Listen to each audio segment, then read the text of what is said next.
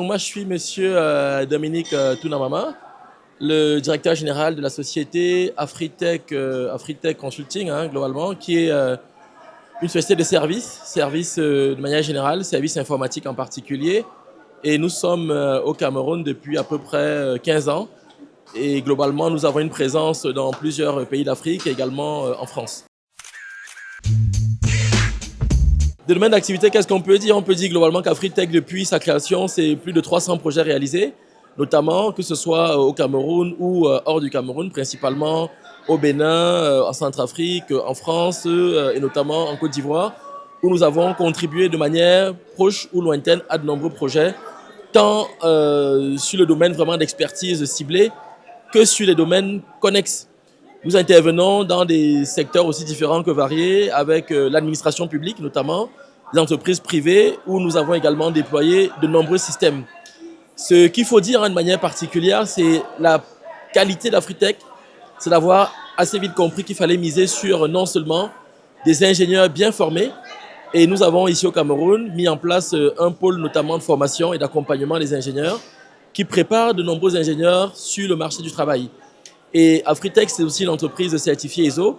D'ailleurs, je pense que sur le secteur local, c'est la seule entreprise qui a une certification ISO 9001, version 2015, ce qui rassure nos clients sur la capacité notamment de déployer des projets, mais essentiellement de rester après la mise en œuvre de ces projets. Disons que la société, en réalité, moi je suis à la base un ingénieur système d'information.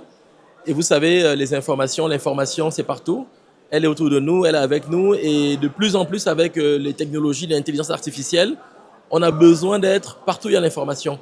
Et donc, Afritech s'est spécialisé dans tous les domaines où il y a de l'information. Ça va du conseil, de l'audit, à des sujets tels que l'infrastructure, notamment des schémas directeurs, des applications. Et donc, nous avons toute une gamme de services informatiques autour notamment des données, comme c'est le cas de plusieurs ESN, entreprises de services numériques. Mais depuis quelques années, nous avons diversifié notre activité, puisque nous avons bénéficié notamment de l'expérience qu'on a dans les services pour nous ouvrir au conseil dans les domaines d'infrastructure, conseil dans le bâtiment, conseil dans le génie civil.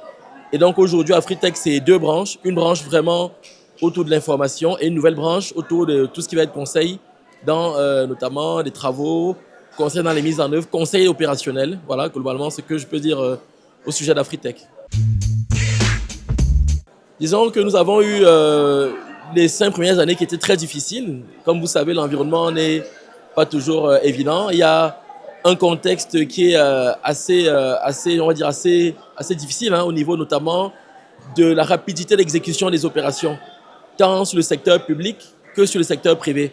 Donc, une entreprise qui se crée au Cameroun a besoin d'être très patiente pour mettre en place des process solides et robustes, capables notamment de lui permettre de se déployer dans un environnement comme celui-ci. Nous avons passé les 5 premières années à vraiment travailler sur nos produits, sur notre clientèle.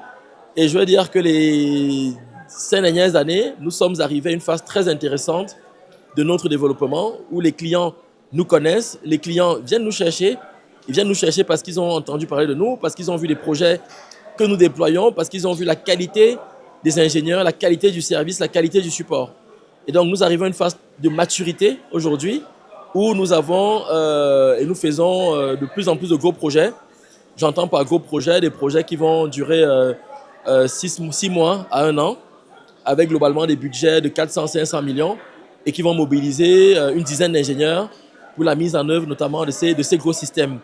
Il faut dire, notamment au Cameroun, il y a très peu de services, de sociétés de services capables de déployer des gros systèmes. Et nous en faisons partie de cette petite poignée-là qui peuvent déployer un projet de 500 millions, 1 milliard, avec une qualité de service garantie de bout en bout et des processus assez bien maîtrisés.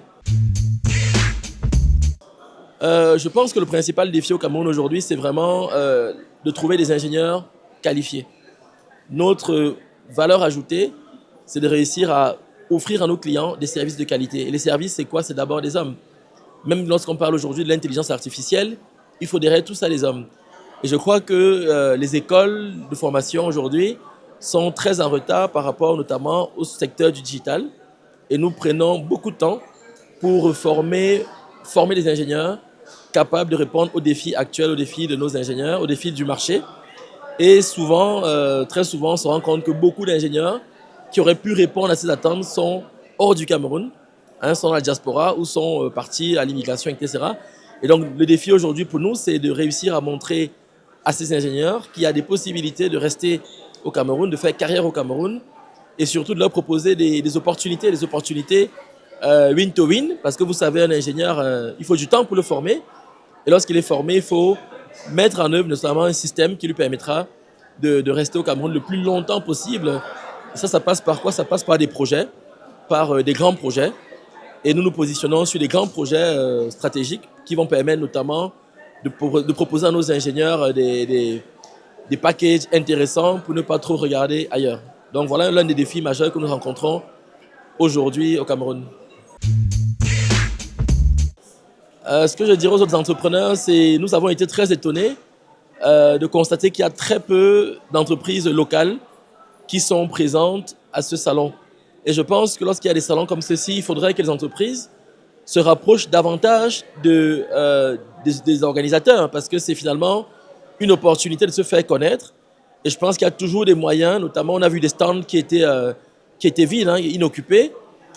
Ces stands auraient pu être, j'imagine, peut-être copartagés par des entreprises locales qui peut-être avaient moins de moyens pour y accéder. Le fait d'avoir un stand, une visibilité, un logo présent, vous donne de fois des visiteurs qui peuvent susciter un besoin, n'est-ce pas? Ça peut susciter un besoin. Et je leur souhaite vraiment d'être plus ouverts, hein, pour essayer de se rapprocher de ce type d'événements dans le futur.